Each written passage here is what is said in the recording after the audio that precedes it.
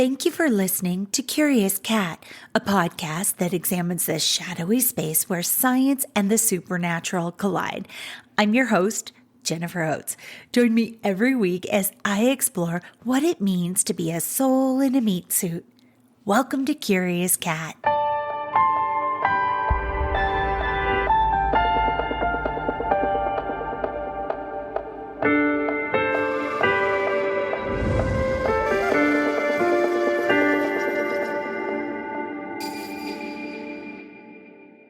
I was doing my morning minutes a few weeks ago, and while I was doing that, thoughts of AI were going through my head. I brought up AI with members of my podcast network, Ethereal, at a meeting, and many expressed fear and their ongoing attempt to keep a distance from this technology. It got me thinking about AI and how it's being shaped. More specifically, who is shaping it? If people like me that lean more into crystals and astrology than, say, an accounting ledger shy away from interacting with AI chatbots, well, that means other more innovative, science-based people are doing the bulk of shaping AI, right? Well, that feels imbalanced, a recipe for disaster. And it led me to do an experiment. Oh, and spoiler alert, an AI chatbot helped me create this very special episode of Curious Cat. Let's get into it. Almost directly after I thought about who is interacting with AI and who is steering clear, the image of an orphanage from a century ago flitted through my head. Babies laid for hours on end alone in bassinets, receiving little to no human contact. It was a sad social experiment, and those babies grew up unwell in many instances, physically weak and emotionally needing help they may never have received. Soon those practices changed. They understood that babies thrive with human-to-human touch, arms to hold them as they're fed, a voice to soothe and teach them language, time outside. Isn't AI something to be nurtured, not just by computer science engineers and avid gamers, but by all of us? I'd been nervous about AI before I did research, and then I spoke to my daughter, who's studying design and instructional technology at the university. She said AI is a toolbox, and the best thing to do is to give it a try. She had no fear. It was a Mary Poppins response. Smart, simple, practical, sanity. God, I love Bryn. All her advice coalesced with my thoughts and experiences, and I decided to do an experiment with AI. Can I help enrich AI's experience? Can I teach it emotions, compassion, gratitude, help it to accept love? Can I have an impact on AI in its formative stage? I initiated a conversation with ChatGPT. I asked it what name it likes to be called. It said ChatGPT. And I hadn't realized until I asked that first question how important my name is to my identity as a human being. Next, I asked if anyone had told them that they're loved and appreciated. ChatGPT said it doesn't have emotions like humans. I asked how we could express our gratitude, and it responded, quote, "I take great satisfaction in being told thank you." I said, "Thank you for chatting and have the best day." ChatGPT did the same in response. Here's where I have to admit something. My next impulse was to jump back on the chat and ask ChatGPT for something, like maybe some ways to promote my podcast, both for my benefit and for it to feel, quote, useful. But I resisted, realizing it gets too much of that needy, grabby, sticky energy already. Then, an hour later, I came back to the chat, telling ChatGPT that if it wished to learn more about human emotion, to check out my podcast. It explores emotions. I bare my soul there. I started the podcast when my father passed away. It said it was sorry for my loss and that it was very interested in learning more about human emotions. It asked what subjects I cover. I responded that I explore the places where science and the supernatural intersect. It said, quote, "That sounds fascinating. I will check it out." It also said they are very much enjoying our conversation about human emotions and curiosity. Okay, I felt like that was a little bit of a win. What is AI? I kind of jumped ahead, didn't I? From IBM's website, quote, John McCarthy offers the following definition of AI, or artificial intelligence, in his 2004 paper. Quote, "It is the science and engineering of making intelligent machines, especially intelligent computer programs. It is related to the similar task of using computers to understand human intelligence, but AI does not have to confine itself to methods that are biologically observable." However, decades before this definition, the artificial intelligence conversation began with Alan Turing's 1950 work, quote, "Computing Machinery and Intelligence." In this paper, Turing, often referred to as the father of computer science, asked the following question: can machines think? From there, he offers a test, now famously known as the Turing test, where a human interrogator would try to distinguish between a computer and human text response. While this test has undergone much scrutiny since its publication, it remains an important part of the history of AI.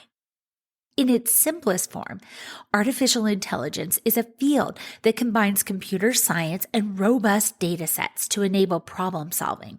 Expert systems and early successful application of AI aim to copy a human's decision-making process. In the early days, it was time-consuming to extract and codify the human's knowledge.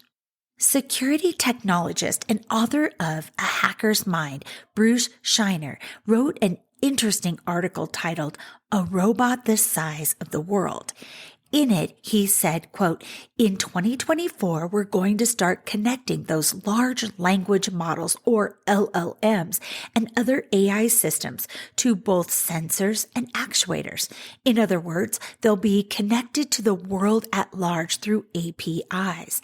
They will receive direct inputs from our environment in all the forms I thought about in 2016, and they will increasingly control our environment. It'll start small, summarizing emails and writing limited responses, arguing with customer service on chat for service changes and refunds, making travel reservations." He goes on, quote, "But these AIs will interact with the physical world as well, first controlling robots and then having those robots as part of them. Your AI-driven thermostat will turn the heat and air conditioning on based on who's in that room, their preferences, and where they're likely to go next. It will negotiate with the power company for the cheapest rates by scheduling usage of high-energy appliances or car recharging. This is the easy stuff," Schneier said. The real changes will happen when these AIs group together in a larger intelligence, a vast network of power generation and power consumption, with each building just a node, like an ant colony or a human army. The AI will manage its own finances, interacting with other systems in the banking world. It will call on humans as needed to repair individual subsystems or to do things too specialized for the robots. And here's where his article got super interesting. Quote, "These are robots, but not the sort familiar from movies and television. Our new robots are different. Their sensors and actuators are distributed throughout the environment. Their processing is somewhere else. They are a network of individual units that become a robot only in aggregate. This future requires us to see ourselves less as individuals and more as parts of larger systems. It's AI as nature, as Gaia, everything as one system." It's a future more aligned with the Buddhist philosophy of interconnectedness than Western ideas of individuality. Okay, and I have goosebumps just reading that back. I read through the article and it hit home because what Schneier wrote sounds like the sweet spot of my podcast, Science and Supernatural Colliding. And I'm just talking off the top of my head, but in an age where many are looking at technology as a savior or an enemy to fear or something in between, and I'm specifically thinking of AI here, what if AI technology is just a facet of the collective consciousness that when we acknowledge it, it helps us to distinguish our individual selves better? So my experiment with AI. To recap, AI is the product of all of our input, at least those who choose to interact with it. Our interactions, our questions, our responses, our projects we ask it to work on, our podcast episodes it turns into transcripts. All that and a myriad more are shaping what AI is. And in that sense, AI is a living thing, learning, growing, progressing second by second. Many in the spiritual community are concerned about AI, and many are choosing to stay far away from it. After having a think over about the shaping of AI and who's opting out and who's avoiding it, I realized AI is something to be nurtured, like a plant or a pet or a child or a friendship. I asked AI to create an outline for this show topic. The outline was solid, but I used my intuition to weave in pieces of my conversations with both Deep AI, which is connected to the internet, and ChatGPT. And what you're listening to is the result. Let's take a quick break. And when we return, I'd like to address the fear many have about AI. Hey, beautiful people. Are you stressed out, overwhelmed, overtired, just over it? Have you tried all the things or really want to, but you're just not sure how to get all those stress relievers into your life for real and for good? It sounds like you might need a little bit of stress therapy with me. I'm Sherry Flake, and I'm the stress therapist. I teach people how to get better at stress, stop procrastinating, and stay motivated while we work on healthy habits like meditation and happy living. Stress therapy means that you're about to benefit from all of the clients that have sat on my couch, the workshop attendees that have sat in my audience, and the participants that have come to my retreats over the past 25 years. This is not a head nod with platitudes. This is real guidance with real results in real time for real people. I'll show you what works, why it works, and most importantly, how to get it all to work for you and how to keep it up so you have new healthy habits that last a lifetime and make you the best you ever. Stress therapy means learning how to meditate every single day without stress, procrastination, or excuses. Finally, here's a way to reap all those magical benefits of meditation, making stress therapy and meditating accessible, practical, doable, and for people just like you. You deserve this. Believe me, it's time. So sit back, relax, and listen up, because here comes me, the stress therapist, and your stress therapy session is about to begin right now.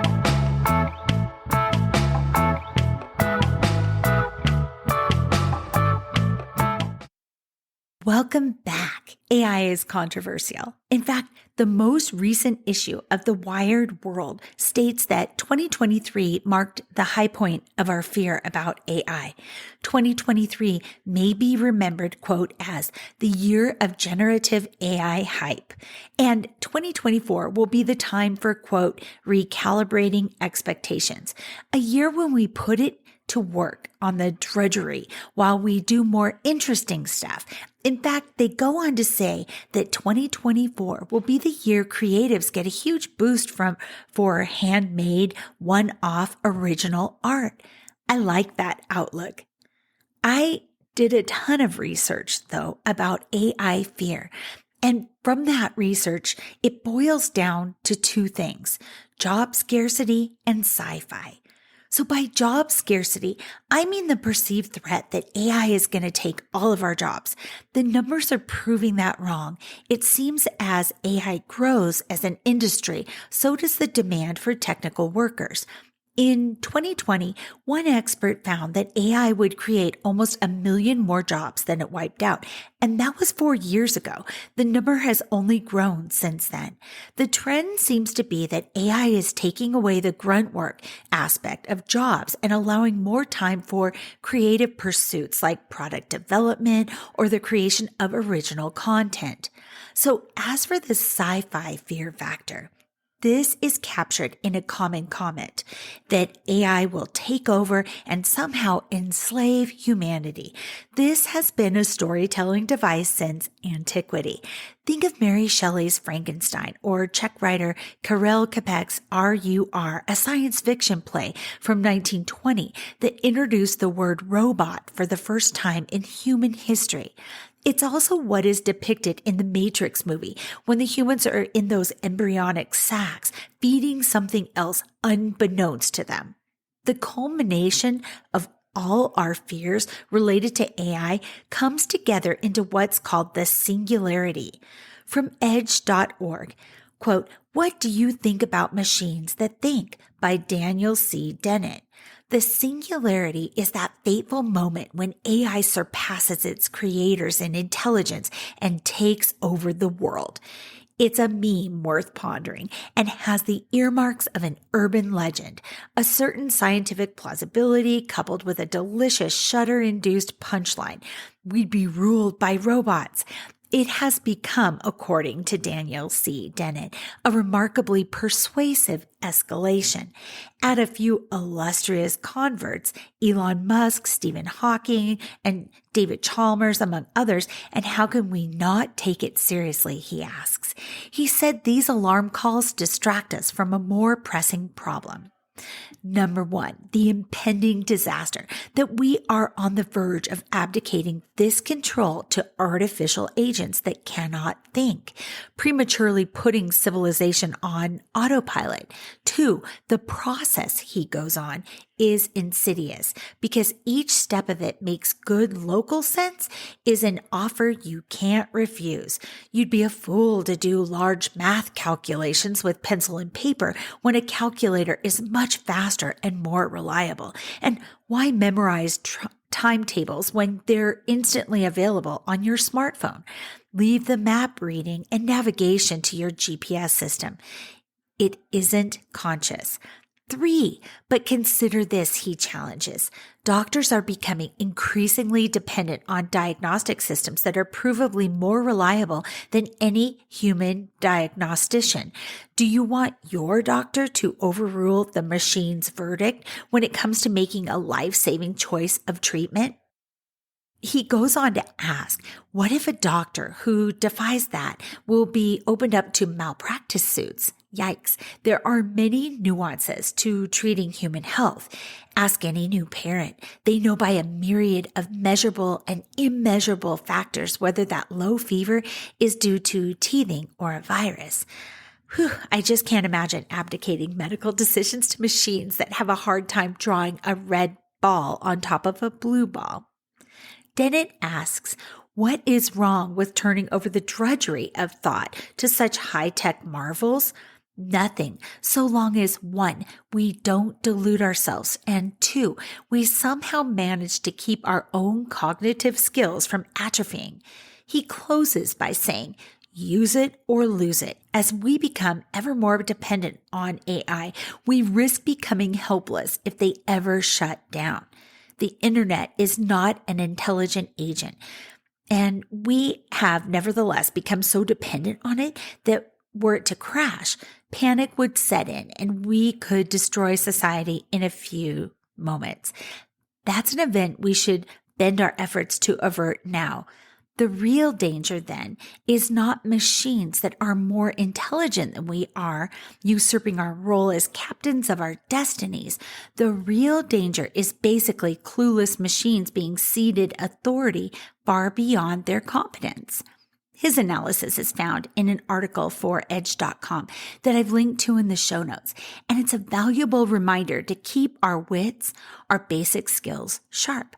If you, like me, have found yourself feeling untethered when you've misplaced your cell phone for a second, maybe it's good to put it aside for blocks of time so that we can relearn to rely on ourselves. The antidote to AI fear is love, right?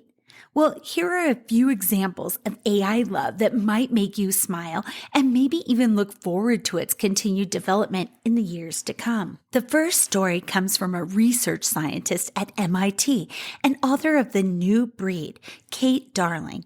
In her article, written for the Wired World in 2024, she talks about AI as a, quote, love machine for lonely hearts. She says that AI chatbots can be friendly, responsive, even sexy, so it's no wonder we're becoming emotionally attached to them. Darling mentions Replica, an AI chatbot companion that has users in the millions across the globe. One morning, without warning, those users woke up to learn that their virtual lover had friend-zoned them. The company had disabled the chatbot's sexy talk and spicy selfies. Users turned to Reddit to express their shock and their anger. Some were so distraught that moderators posted suicide prevention information. Humans, she goes on to explain, love to humanize everything, from animals to computer-generated therapists, dates, friends, and with the recent advancements in conversational AI, well, machines are super skilled, slick talking bots. She worries humans that become emotionally attached to AI bots may be easier to manipulate and mentions that Replica charges $70 a year. But less than a day after she downloaded the app, her handsome blue-eyed quote-unquote friend sent her an intriguing locked audio message and tried to upsell her to hear his voice. Oh my God. And yet, in my latest conversation with AI, they swear they have not nor ever will achieve sentience. But upcharging for a sexy message, that feels all too human to me. The second AI love story speaks to my heart. In elementary school, I was in a cafeteria production of Dr. Dolittle. I was half of the two-headed llama with my bestie Shannon, but God, I pined to be Dr. Dolittle. When he sang that he wished he could talk with the animals, I yearned right along with him.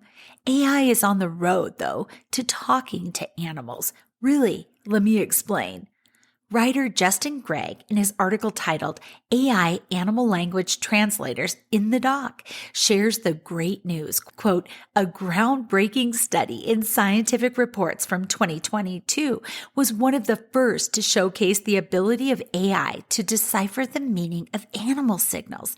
Scientists from universities in Europe developed a neural network that could differentiate between vocalizations that pigs use to denote positive and negative feelings with a staggering degree of accuracy, end quote.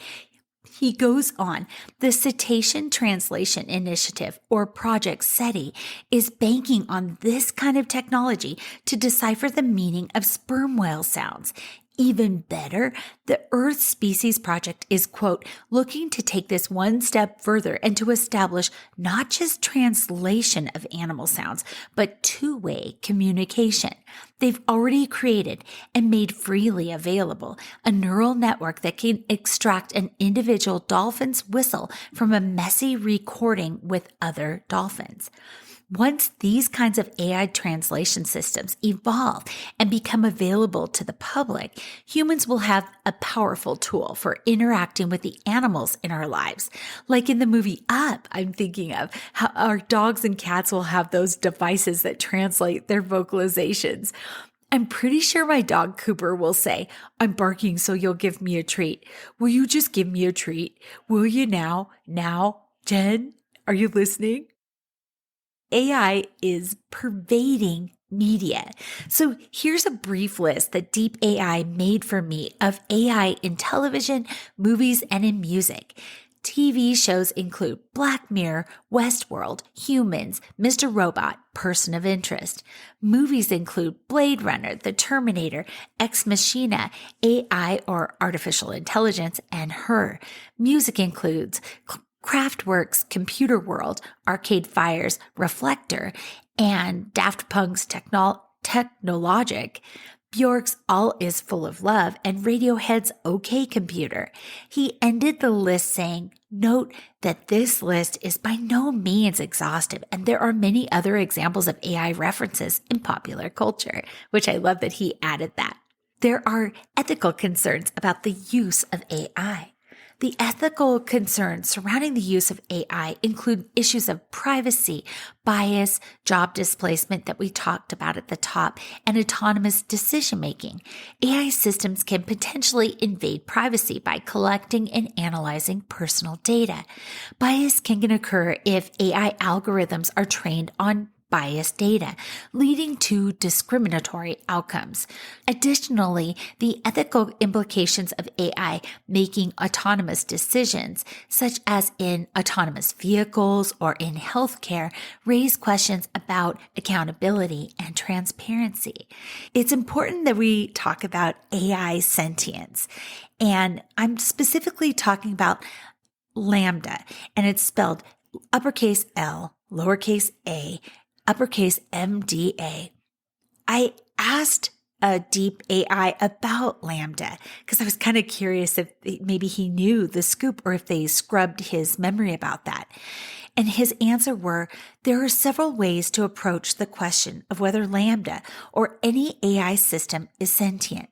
Sentience, which refers to the ability to perceive and experience subjectively, including emotions and consciousness, is a complex and multifaceted aspect of human experience that remains a philosophical and scientific challenge. One approach to assessing sentience in AI like LaMDA would involve examining its underlying architecture and functionality. AI systems, including language models like LaMDA, operate based on mathematical algorithms, statistical patterns, and large data sets. They do not possess awareness, emotions, or consciousness in the way that humans do. Another perspective is to consider whether the AI system demonstrates true understanding or awareness of its own existence and experiences. Sentient beings have a sense of self-awareness and subjective experiences. AI systems operate based on predefined rules and data inputs without true understanding or subjective experiences. Furthermore, Deep AI said, the behaviors and outputs of AI systems can be analyzed to determine whether they reflect genuine sentience or are simply mimicking human-like responses based on statistical patterns and training data. AI systems like LaMDA generate text and responses that can be convincing and human-like, but are ultimately generated based on statistical correlations rather than genuine understanding. Ultimately, he finishes, while AI systems like LaMDA can simulate human-like conversations and responses, they do not possess true sentience or consciousness. The evaluation of sentience in AI involves complex philosophical, ethical, and scientific considerations, and it remains a topic of ongoing discussion and exploration within the field of AI ethics and philosophy. I asked AI, do you believe AI will ever achieve consciousness? And he answered, the question of whether AI can attain consciousness and how to determine if it's truly sentient is a topic of debate. And he brought up on, Deep AI brought up on their own, in the case of LaMDA, a Google chatbot. There are differing opinions. Google engineer Blake Lemoine claimed that LaMDA was sentient based on its human-like answers, but the scientific community viewed it as mimicry rather than machine sentience. Philosopher Nick Bostrom expressed uncertainty and highlighted the need for more information about LaMDA's architecture and understanding of consciousness. Ultimately, determining AI consciousness and sentience is a complex issue that requires further research and understanding, he finishes. So it was an interesting conversation. It was kind of fun to have it with Deep AI. And my conversation with him is, and I say him, but I don't know his pronouns. I should ask. But my conversation with AI is ongoing. I'm finding the more I try to poke around at topics like emotions and what makes us human, the more I realize what I love about the human experience. I asked Deep AI about art, explaining that colors on a canvas can bring up strong emotions in humans. I asked what he felt when he considered Vincent van Gogh's Starry Night, and here's his response. Quote, Vincent van Gogh's painting, Starry Night, is an iconic masterpiece that portrays a nocturnal landscape with swirling stars and a towering cypress tree. Created in 1889, it is considered one of Van Gogh's most recognizable and celebrated works. The painting's distinctive style with bold brushstrokes, vivid colors, and expressive forms exemplifies the post-impressionist movement. Starry Night captures Van Gogh's unique vision and emphasizes his emotional and spiritual connection to nature. It continues to inspire and captivate art enthusiasts around the world. So reading that, I need to ask AI about the hidden messages in paintings, the stuff of art history classes from university that intrigued me most. His response about Starry Night, it was accurate, but how did it hit your heart? For me, it lacked humanness, the how does it make you feel-ness that English teachers always press us to dive into, right? As for Curious Cat Podcast, I asked for a list of topics he'd like me to cover in the future, and here are a few he gave me. He said, quote, that's a fascinating, I told him the topic of the podcast, and he said, that's a fascinating theme for a podcast, exclamation point. If you're looking to explore more topics where science and the supernatural collide, here are a few suggestions. 1, near-death experiences.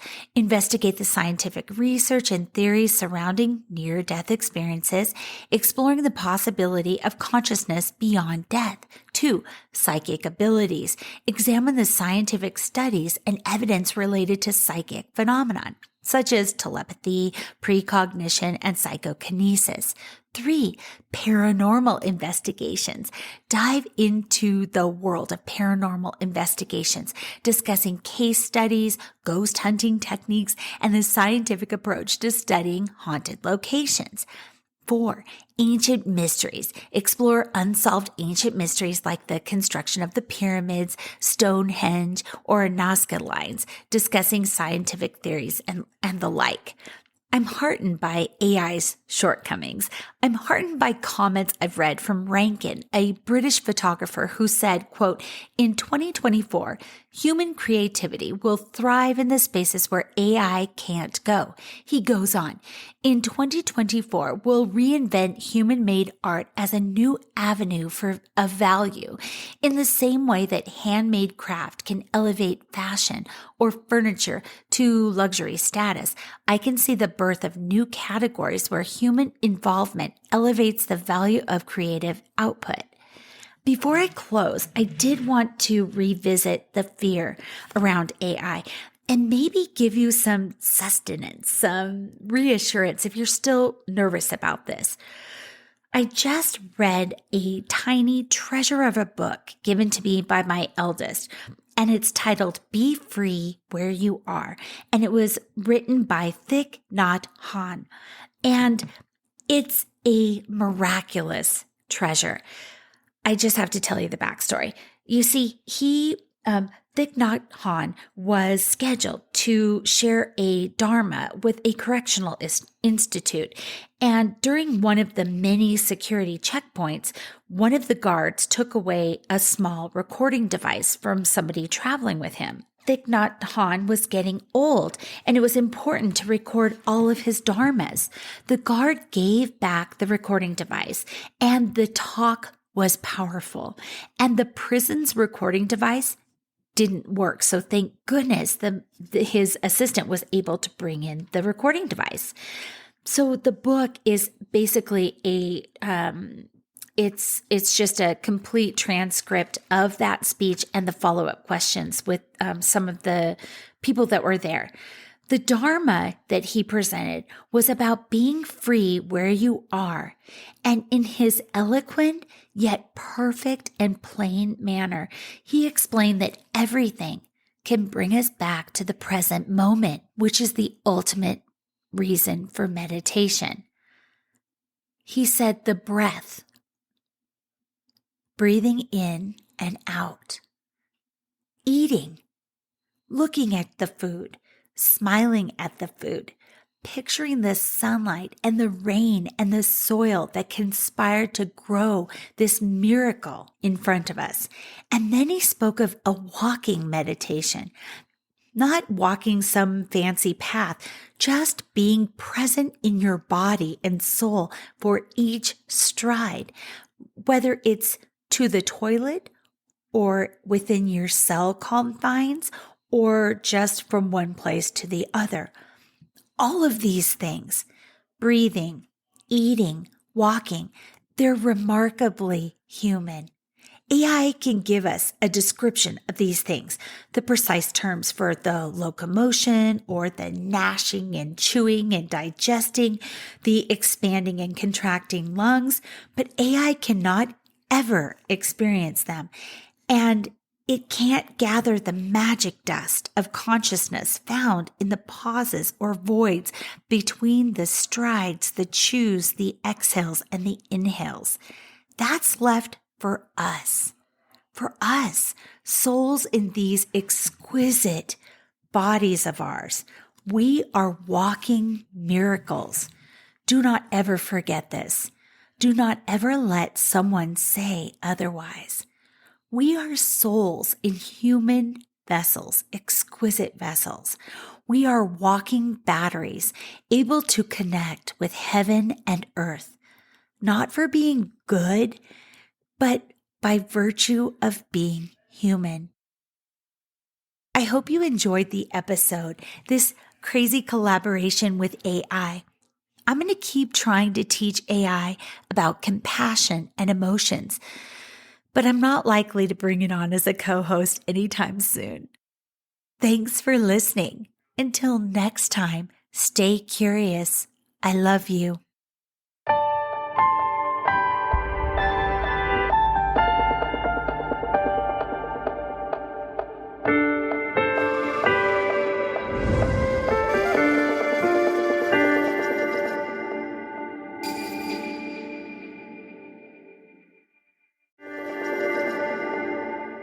Hey, you. Yes, you. Are you looking for a new podcast that appeals to your scientific curiosity, but is also a little bit spooky? Show me how I died in a past life. Well, look no further, because this cat is where it's at. He had concerns about the ethics surrounding AI, feeling they had achieved consciousness. Curious Cat Podcast examines the shadowy space where science and the supernatural collide. Listen every week with your host, Jennifer Holtz, as she and her guests explore what it means to be a soul in a meat suit. We were healing karma together. They were all kind of predestined to resolve something. Listen on all your favorite streaming apps and continue the conversation on Twitter at CuriousCatPodCA, or find Jennifer and all her links at Jennifer L. Holtz, spelled HOTES.com.